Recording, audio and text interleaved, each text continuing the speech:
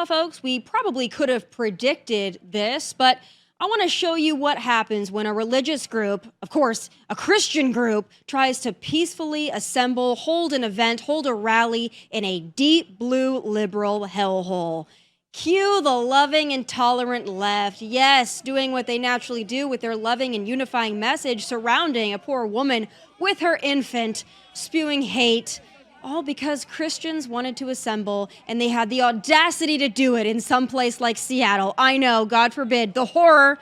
Well, joining me now from the Pursuit Northwest, Seattle pastor Russell Johnson. Pastor Johnson, I mean, this story, it shouldn't surprise us, right? We know what Seattle's like. We know what Portland's like. We know what LA is like. We know what New York City is like. But seeing the images from this, I think some people are a little aghast that your event drew this kind of a counter protest. So for my audience that hasn't seen what went down here, can you kind of set the scene of how this all came to be? Yeah, well, thanks for having me, Tommy. In the Seattle area, we've got about like 3.5 months of like semi-decent weather where you can be outside. And so when that season hits every year, churches like ours and several others tend to do outdoor worship events. And it all started on that Saturday where we had gathered with some other churches and other organizations for an outdoor worship rally at Cal Anderson Park, which, of course, is the infamous park that was kind of at the center of the CHOP autonomous zone during the COVID years. And we had gathered there for like a community fun day, and then it included a worship element at the end. So we were giving away like free kids' haircuts, bags of groceries, free bikes, kids face painting, things of that nature. And then it involved a worship element afterwards, and spliced into the worship element were people sharing their testimonies about how God has transformed their lives. And so you had people talking about God helping them get off drugs and getting out of prison and rescuing them out of dysfunctional family systems, so on and so forth. And a few of those testimonies also included people sharing their journey of coming into sexual freedom and healing by virtue of their relationship with God.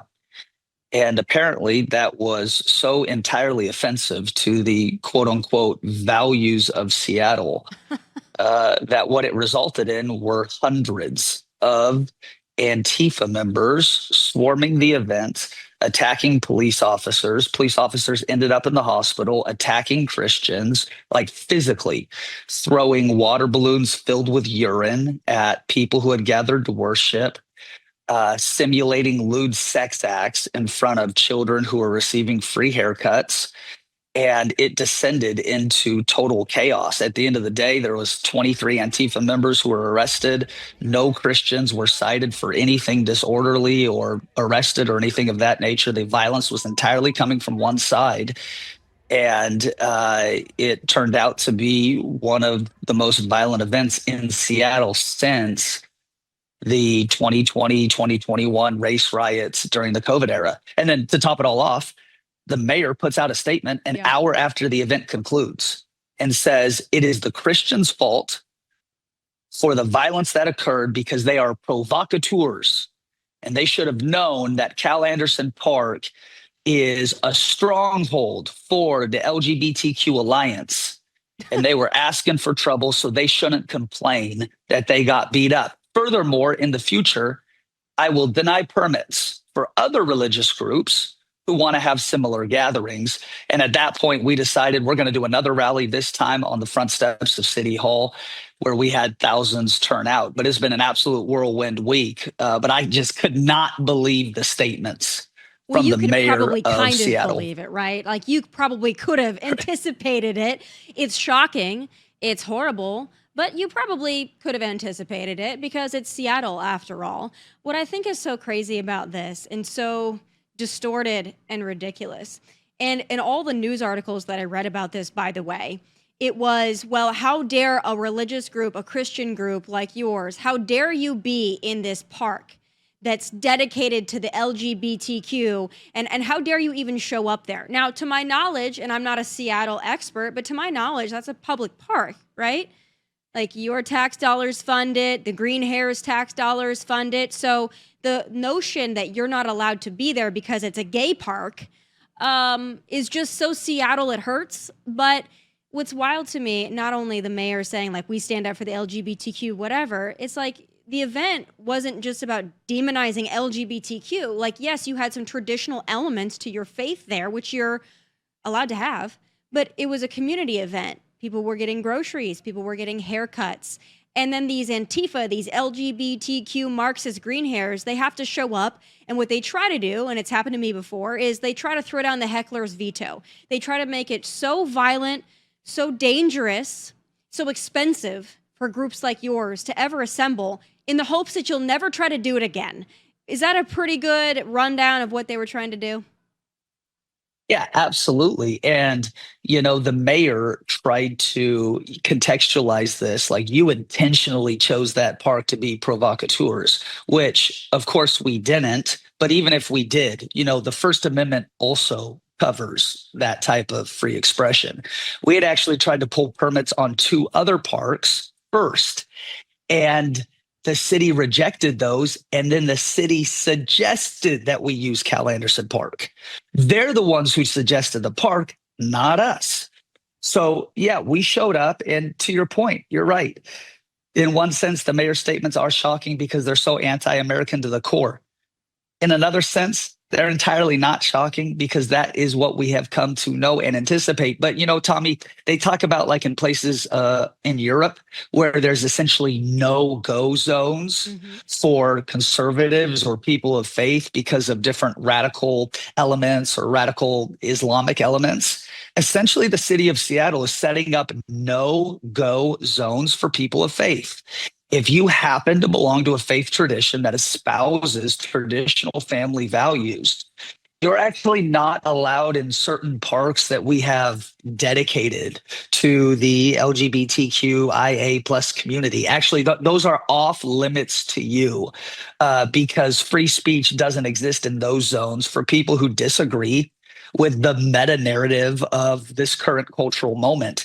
And so when the mayor came out with that statement, blamed us, and I hate using the term like victim blaming because it's so like liberal and progressive in nature, but really victim blamed the church for the violence that occurred. I mean, we're talking like good church people. This was not some Westboro Baptist Proud Boys, forced conversion therapy in downtown Seattle. This was like good middle-aged church folk showing up to sing hymns in a park and hear testimonies.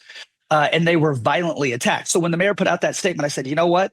We're going to rally now on the front steps of City Hall. And here's what's crazy. What happened? All of a sudden, my DMs, emails, phone lines blew up with people who are not Christian, not conservative, have never voted the way that we have voted, would never attend the church I lead, who said, you know what? We're showing up at City Hall in 36 hours, and we're going to stand with the church because even though we don't agree with your religion or necessarily your political views, we believe in your right to express them. So this shocked the conscience of whoever has a conscience left in the city of Seattle that thousands joined us at that rally. And the same thing happened. Antifa showed up. They got arrested. They violently attacked, punched, kicked, hit, spit on our people who had gathered for the rally. Police did the best that they can, but they have been underfunded and undermined by the mayor of Seattle, who allows these leftist radicals to run around like petulant children and inflict misery and pain on a city that used to be known as the Emerald City. People don't even want to raise their families in city limits anymore. Their own government hates them. The taxes are regressive. And then you've got to worry about if you express the wrong opinion, or God forbid, you belong to a church that holds a traditional view of marriage. We're going to open you up to violent physical assault and then blame you for that assault publicly after it happens. I mean, again, I wish I could say I was surprised. But here's what I don't know if I would say I'm surprised about. But one thing that I find mystifying and perplexing that I just can't quite get to the bottom of. So I would assume in Seattle or in other places like Seattle, I would assume if a pro-Palestinian group wanted to go to that park and talk about globalizing the Antifada or free Palestine or from the river to the sea, in your opinion, how would that group have been received in Seattle? You're 100% right. The abject hypocrisy of the way that our local officials act, and there just hasn't been consequence. They're just allowed to act with abject hypocrisy because I don't even have to imagine what Seattle's response would be. At the University of Washington, they had some of the Yep. most violent, vitriolic pro Hamas encampments. See, we got a campus actually on Frat Row by the University of Washington. And I unapologetically um, stand with Israel, and I stand with the rights of Jewish students to like be able to, I don't know, like attend the campus. They pay tens of thousands of dollars a year to attend without being like violently assaulted by these, low IQ pro Hamas radicals. So we actually led a march with Christians and Jews aligned, standing together to stand up for Jewish students at the University of Washington. And the pro Hamas guys, they had been allowed to camp there, as you know, for weeks. Mm-hmm. They never pulled a permit. It was illegal for what they were doing. They were assaulting students. And now even the University of Washington is under investigation by the Department of Education for violating the rights of Jewish students. And Seattle had nothing to say. Yeah. Zero to say. In fact, just a few weeks ago, they were doing a conservative event on campus at the University of Washington. Riley Gaines was speaking, sharing her story. Antifa radicals lined up. I kid you not, this is not a joke. And they defecated in their hands and threw feces at conservative students who had lined up to get into a Riley Gaines event at the University of Washington. No repercussions, no statement from the mayor, no disagreement. These aren't Seattle values. But when middle-aged Christian folks show up to a park that's been dedicated to the LGBTQ community, and they, for the high crime of singing worship tunes, are physically assaulted, the mayor comes out and blames the church. It's ridiculous. I mean, the left, they just cannot figure out what they're for. To the point about the pro-Hamas, pro-Palestinian, globalize the Antifada stuff. So I'm not sure if these people are smart enough to realize that you can't hold those values at the same time. You can't be pro-Hamas, pro-Palestine, and be LGBTQ, because that doesn't fly in these fundamentalist Middle Eastern countries. The only place that you could be proudly LGBTQ in the Middle East is Israel. They don't get it. I think they're stupid. Maybe it's just their cultural Marxism. Like, they don't really care how ridiculous they sound. But when they're saying that a Christian group, you guys can't go give free haircuts and sing worship tunes and talk about traditional values because that's against LGBTQ, but pro-Hamas can be there even though they literally kill LGBTQ. Right. Yeah. And like, who's not celebrating Pride Month? The Gaza Strip. Yeah. Like, who's not celebrating Pride Month? Iran, Syria, Lebanon, Qatar. And so this whole movement, I mean, I'm sure you've seen it on social media too. We saw these signs down in Seattle. They said, like trannies for Palestine. And I'm thinking to myself, that they throw those folks off of roofs. Now, I don't know if there's any roofs left in Gaza at the moment, but if there was, they would be thrown off. The only country in the Middle East that has protections on the rights of sexual minorities, of course, is Israel. And that's why I think as a pastor, like, it's not even really political, it's spiritual, because it makes no sense. It makes no sense that on one end of the spectrum, you could say we're for any sexual orientation under the sun, and not only should that be protected, but that should be celebrated. And then at the same time, take a stand against the only country in the Middle East that actually protects the rights of sexual minorities. And so I really think, as a pastor who does have a political background, I mean, I look at this and I go like, yeah, I think it's cultural Marxism. I think it's like higher education and the systems that have basically weaponized people to hate the values that our country was founded on. But it's also like a spiritual blindness because it doesn't make sense. But when the mayor of the city comes out and essentially gives them a permission slip, yeah, you know what? They got what they deserved. It emboldens people to act out in these violent ways. And that's why you saw Dan Bongino, FBI, the Department of Justice, others have now said, hey, you know what? We're opening an investigation into the city of Seattle. Because this is not just us like trying to whine or like be victims or like be martyrs. It's not that. I've got better things to do. It attracted the attention of the federal government because they're saying, hey, this is actually a violation of your civil rights. And now we're going to investigate, and I'm glad they are. Yeah. Well, finally, we have a Department of Justice that actually cares about these things, so that's a positive.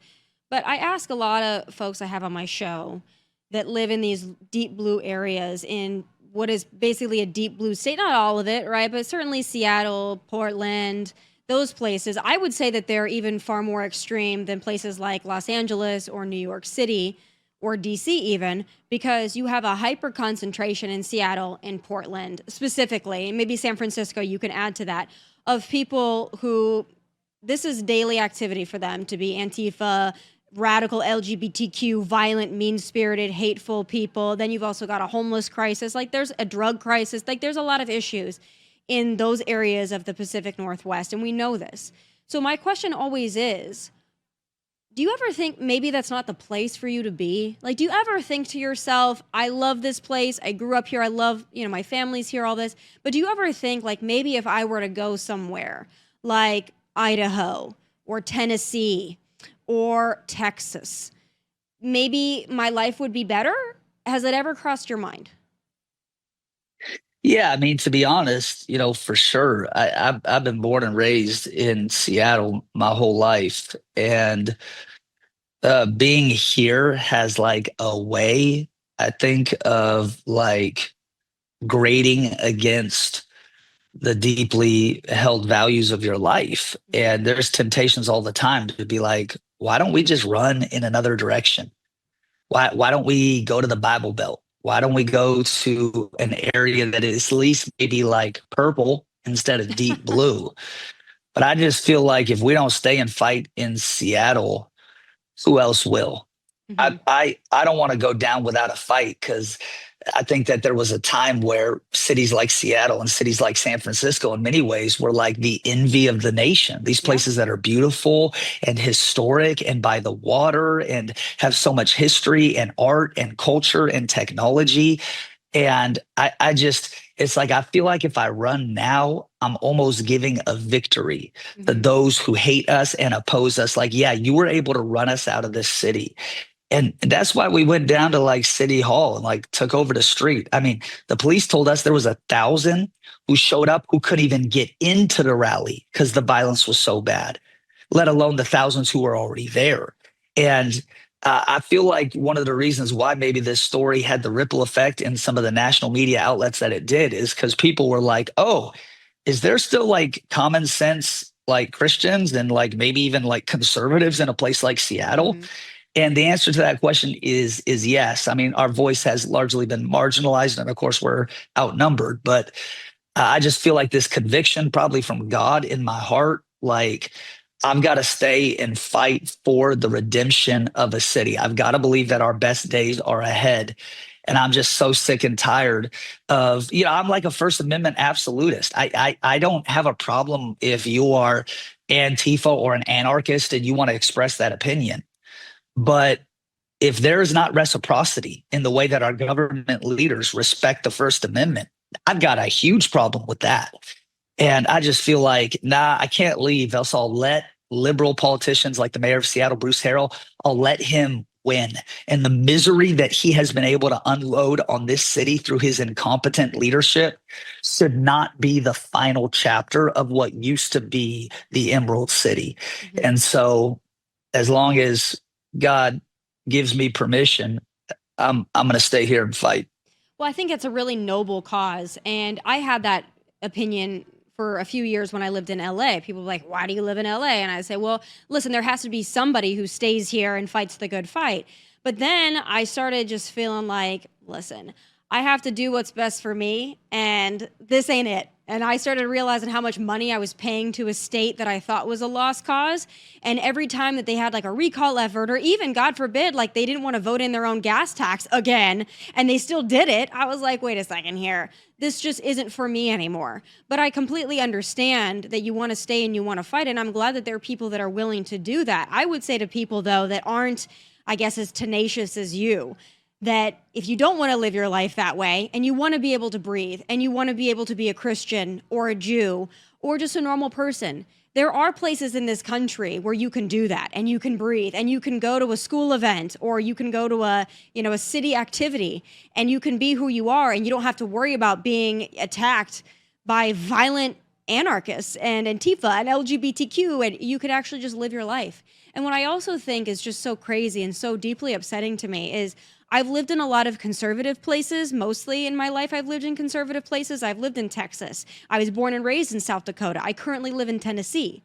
And the people that are not like me, that are not conservative, or they're not Christian, or they're not straight, they can still live in those places and not fear for their lives. You can be a gay trans activist in Texas and you're not going to be hurt. You can do the same in even the deepest places of the South. Like you're going to be able to live your life. And I wonder at its core why you think some of these people in Seattle and elsewhere, why do you think they're so hateful? Because it has to come from somewhere. I don't think people are born like this. Why do you think it is they act out this way? Yeah, I tell people, like, when I get criticism as a church or as a pastor for like being involved politically, I tell people the reason why I'm involved politically is not because the church has gotten political. It's because politics has gotten religious. And I think especially amongst the left, I like to say it this way, Tommy, everybody goes to church somewhere. And for a large segment of the left, this weaponized identity politics is their religious value.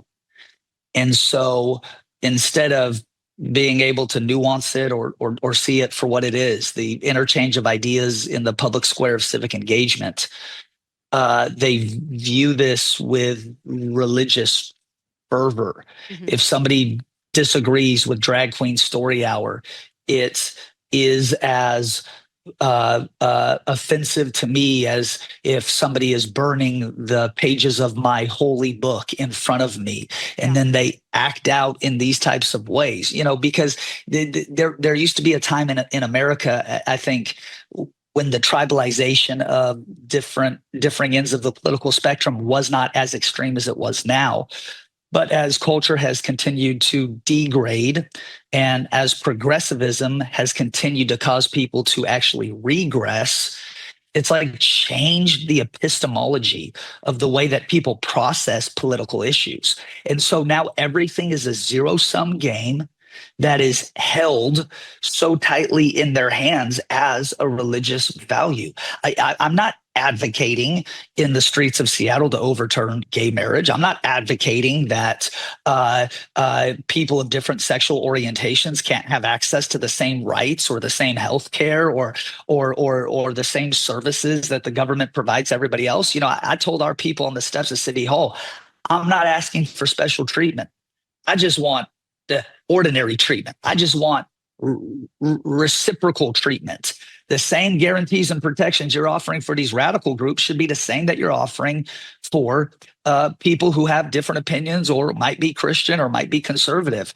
But I think that there's this thing on the left that it has become like the religion of secularism. It has become their religious identity. And so operate with this kind of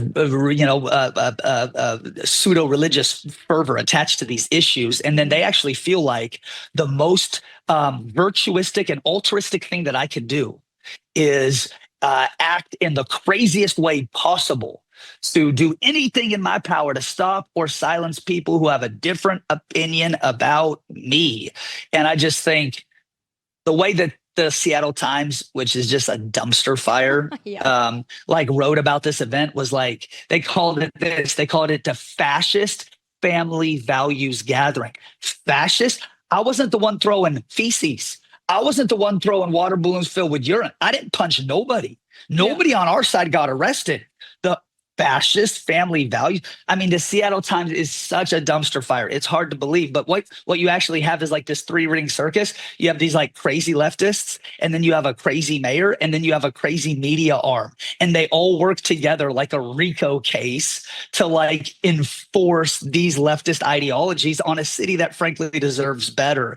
And but you're totally right. There's this resurgence of like almost like religious extremism on the left that looks at its theological statements through the lens of identity politics. And then anybody who dares oppose that narrative, like, how dare you believe in two genders? How dare you believe in traditional marriage? How dare you're moderately pro-life? Like, how dare you? We're actually going to exact violence against you for the high crime of having a different opinion.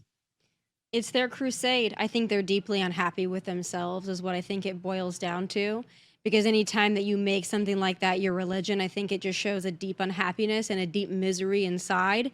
And I hope that those people find something else to fill that hole.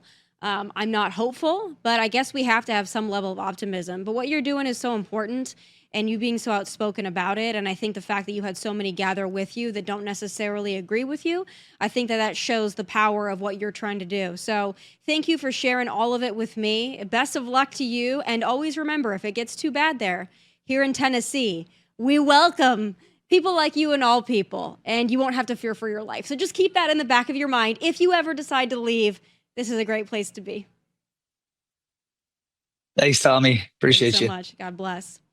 All right, folks, I hope you enjoyed this very special episode of Tomi Lahren is Fearless. Don't forget you can catch us Monday through Friday, 1 p.m. Eastern, Outkick, Fox Nation, X, Facebook, also the YouTube channel at Tomi Lahren is Fearless.